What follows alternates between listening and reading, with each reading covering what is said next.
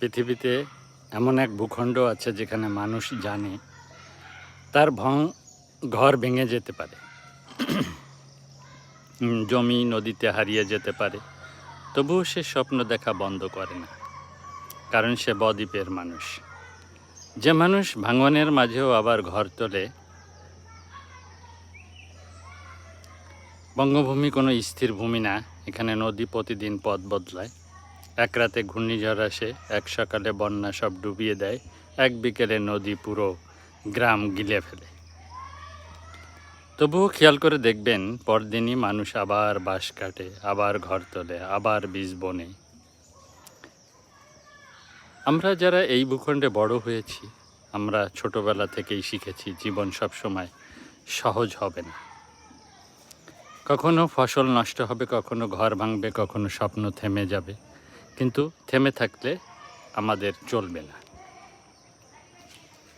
ভাবুন তো, যে মানুষ বছরে সব হারিয়েও আবার নতুন করে শুরু করে, যে শক্তি কোথা থেকে পায়?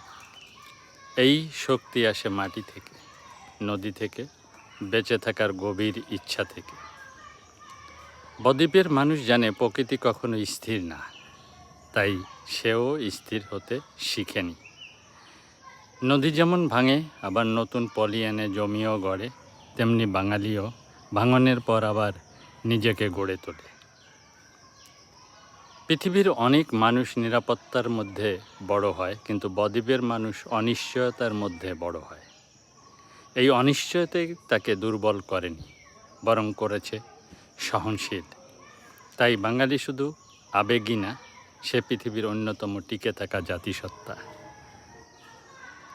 বাঙালিয়ানা আধ্যাত্মিক দর্শন তাই বলে, জীবন মানে শুধু শান্ত থাকা না, বা শান্ত নদী না।